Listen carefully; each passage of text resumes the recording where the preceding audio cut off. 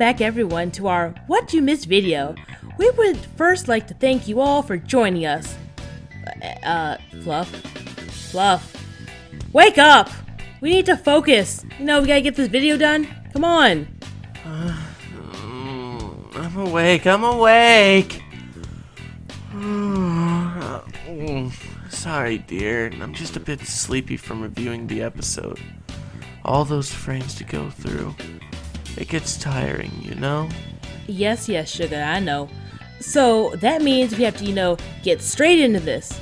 So, coming up from where we left off at 5 minutes and 17 seconds. Ew, dude, like, really? Spitting your probably still hot coffee at your coworker, that won't make you many friends. Again, this is why I'm a tea person. And at 5:16, there's a little sticky note at the bottom of the monitor, and it reads as follows: Call mom? Join demonsarerealdating.com. Also, for lunch, they are eating burgers from a greasy bag, the lunch of champions. And don't search up demonsarerealdating.com. I already did, and it doesn't exist. Of course you would. Now we get to the good stuff. At 5:20, we get to the fight sequence. The multitude of individuals in black are wielding various Japanese Edo period styled weapons, ranging from katanas, sais, which are basically like little mini hand tritons, and more of the rip-off naginatas, the nunchucks, and kamis with ball chains. So let's go! Fight! Oh dear. Kitsune is hungry for a battle. Right I am. I want to see some action. But before we do that, let's draw some attention to 5:21 and look at the very back left-hand corner to see the oddly placed break room for the employees. They even have a water cooler and motivational posters with sayings like, "Keep hanging in there," and the accompanying image of a kitten holding onto a table. And then a motivational poster and a synergy poster and a happy face. I guess every office has one of these, but... Ooh. Okay, so at 5:25, spicy wires. That's funny. And they also have a pamphlet stating days, day numbers since last incident. This was that day. They went back down to 0. Haha.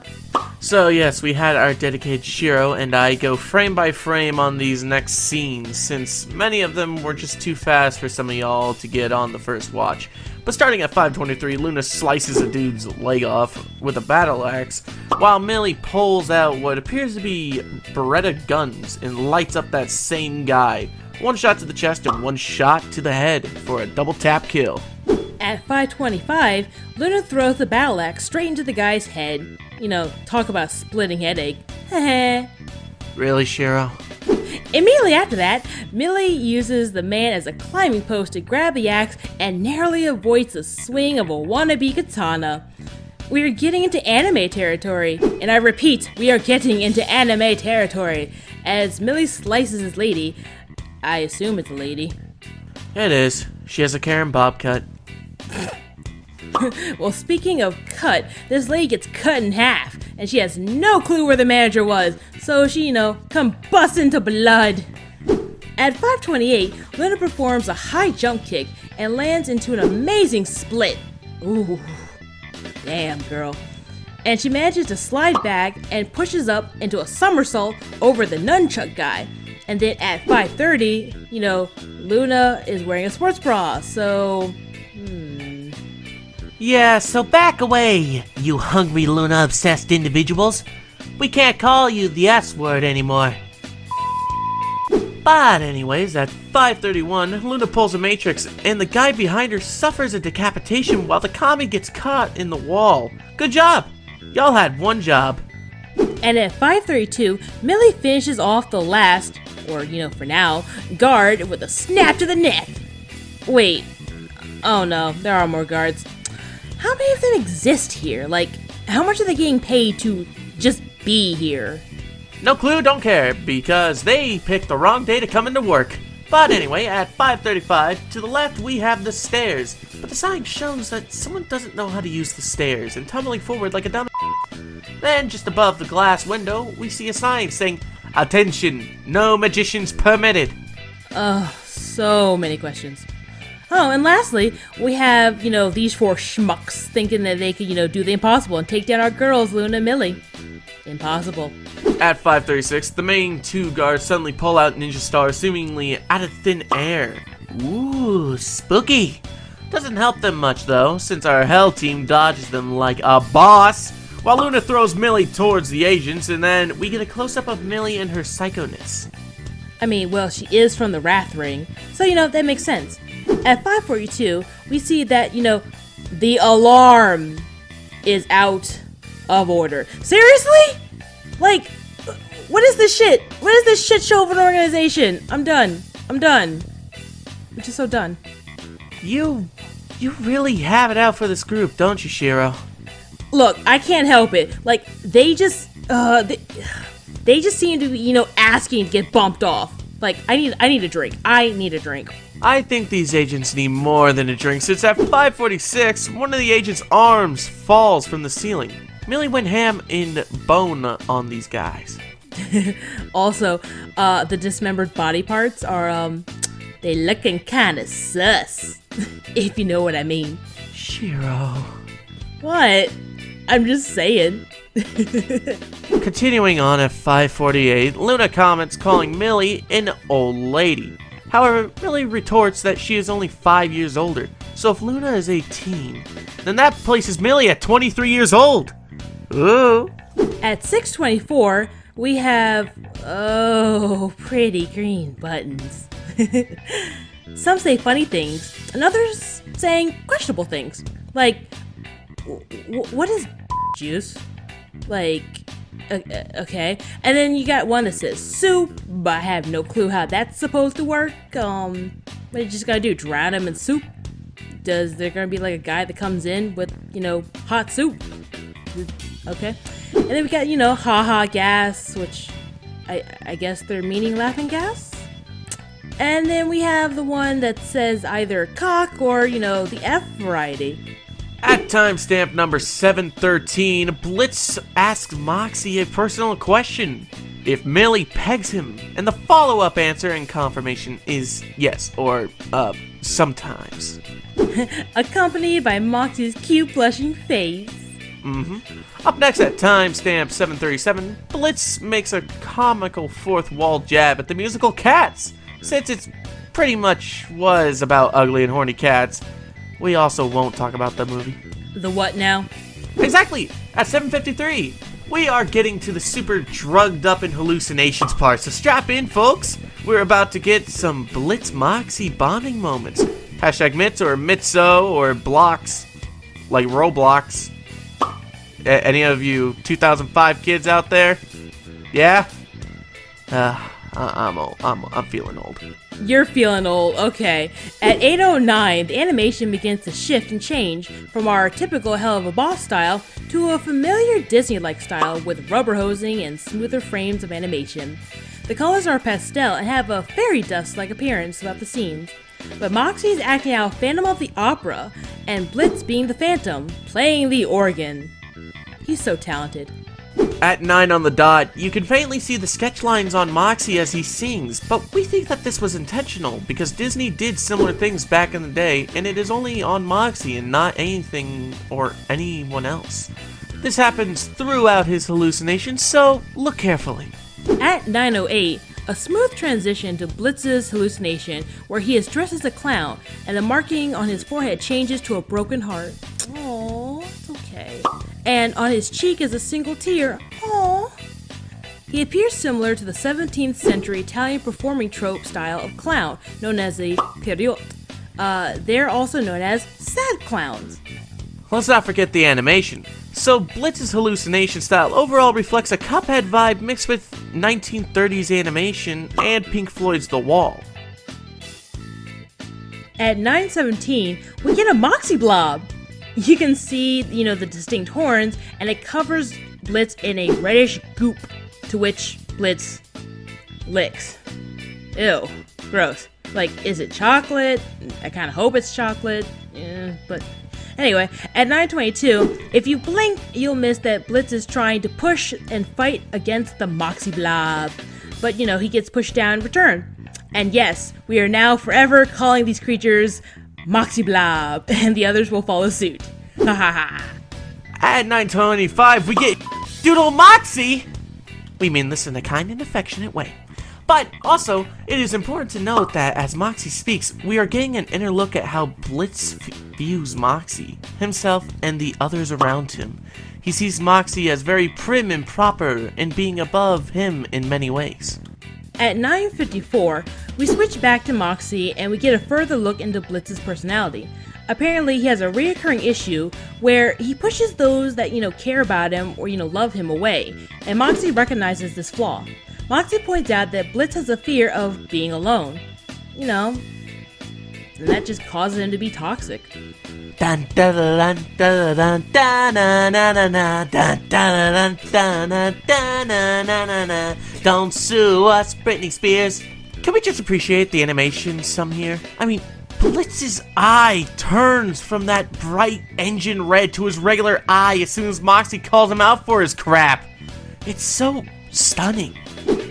Oh, I know. Also, at 10:21, Blitz tries to defend himself by saying he doesn't need Moxie or Millie or anyone, and that he can do the job alone, despite what he truly feels, which is, not being alone. And at timestamps, yes, I said timestamps, 10:30, enter Striker Blob with 1930s sepia film tone. Then at 10:35, enter Invisiblob with his 1920s through 1930s rubber hose animation style. And then finally enter Verosica Blob, or Veros Blob, at time 10:41. I told y'all, we're calling them blobs. That's what they are. But anyway, Veros Blob seemed to be crying, her makeup running, and at 10:46, the heart on her cheek is broken as well, similar to how Blitzo's is. I keep saying Blitzo's, At 10:56, we see Stolas at the top of some pretty angelic-looking stairs, and the two imps fanning him look like Blitz. Huh. I really thought that, we were going to see the cherubs in this scene, since everything looks so heavenly on this staircase. But like before, they are, not mentioned or seen, nowhere to be found. Maybe later. But notice that at timestamp 11:05, we see that Blitz is slowly climbing his way towards Stolas. Now, it's worth pointing out, a few things that tell us something rather important about Blitz. He views Stolas as a seemingly perfect being, despite his kinks and his fetishes and that dirty mouth of his. Stolas is the only one not a blob, and not covered in filth. He is surrounded by gold and radiating light, while things and people from Blitz's past that he would rather forget are covered in muck and slime, and he is trying to leave it all behind him. However, we also see that Blitz is being chained the further he climbs up towards Stolas. When Blitz gets close enough, at 11:10, Blitz gets chained with a gold collar and leash to which Stolas holds. But also, as he is chained, he's reverting back to his regular self, rather than his sad clown self. And the broken heart on his forehead mends into his normal markings. Meanwhile, we hear Moxie continuing to speak and enlighten us on how Blitz views things and his inner feelings, while also turning into a Disney princess, complete with fluffy fan. Love it. What we can chalk this up to is that Blitz is just plain afraid of getting too intimate with others. So being with Stolas seems to be a blessing and a curse. I mean, no one truly wants to be alone. I mean, not even hermits want to be alone. Like, that's why they kind of come out of the woods, like, briefly. And then you're like, oh my god, it's Bigfoot. It's like, no, that's just, old man Jenkins. But yeah, in fact, at 11:48, we actually get to see some truly chilling and stunning imagery as the phrase, "You're gonna die alone, Blitzo," is said by each of the character blobs, as well as Stolas. And, they say this to Blitzo, which is like his ultimate fear, so being engulfed by these words, he's being bound by these shimmering feathers of gold, and it's just honestly terrifying. It's like shouting out into the void. Wait, did I hear scream into the void? No, you did not. I think I did. Alright, you fans are gonna get it! No! No! Darn it, no! Oh, cover your ears. Ah! Angel! Now that he's out of the way, Shiro, you mentioned Blitzo's broken forehead heart, yeah? So take a look at 1148, where even in Moxie's hallucination, Blitz's marking is still a broken heart. I don't think I'll ever get over that scream. Anyway, Blitz needs a lot of healing and lovin's, which I'm pretty sure a lot of fans are willing to, do. But he isn't the only one with fears and needing support. Moxie does too, since at 11:55 we learned that Moxie is afraid of rejection, among other things. Now at 12 minutes and 52 seconds in, wow, this really is a long episode. We still see the Blitz-Moxie bonding moments. It's so beautiful! Just looking at their longing gazes. Why don't we ever gaze at each other like that? Hun, we do. We're doing it right now. Oh, hey. Hey, yeah. Next, 1302, we see that the number 1 button is clearly worn away, so Luna proceeds to press the number 1 5 times. Well, the passcode was obvious. This organization sucks. You still have it out for them. They know what they did. Or, in this case, aren't doing right. Now, after our Imp Boy's little hallucinations, we get some backstory that, wasn't in the Helluva Boss pilot. The time where Moxie recalls his first mission with the company, and Blitz actually complimenting him. Also, at 1406, Moxie uses Blitz's name openly for the very first time instead of, the usual sir. I see footprints on the ceiling at 1407! Ooh, someone's gonna get in trouble! We'll be in trouble if we don't finish part 2 of this video. So we still have, one more part, and that's even bigger. So yeah. Bigger, you say? I know something that's big. Alright, so what's next? Up next at 1421. I was gonna make a joke about that, but that's like a different number. Anyway, we see the exact moment where Luna starts to transform back into her Hellhound form. Just look at those cute ears. Maybe you should cosplay her, Shiro. Maybe I will. Actually, no, it's a guarantee. I will. But for our last What You Missed of this episode, at 1433, we need a shirt with this image on it now. Like, this seriously is the beginning of the most bad fighting scene since the show began. Like, it goes full anime and has, like, the Imp team members fighting alongside each other, and they take out so many of these, I guess, aka bad guys? It's so bloody and so gruesome, but we love it. But with that, we will leave it at a cliffhanger! Dun dun dun! But hey, if you want to know how this all ends and what you all missed, then join us again for the final installment for this episode. And don't forget to like, share, and subscribe if you like this video and want more of our awesome content. Join our Patreon Discord, and we'll see you... Oh, fudge. What is it? We forgot to feed them. Wait, what? Ah!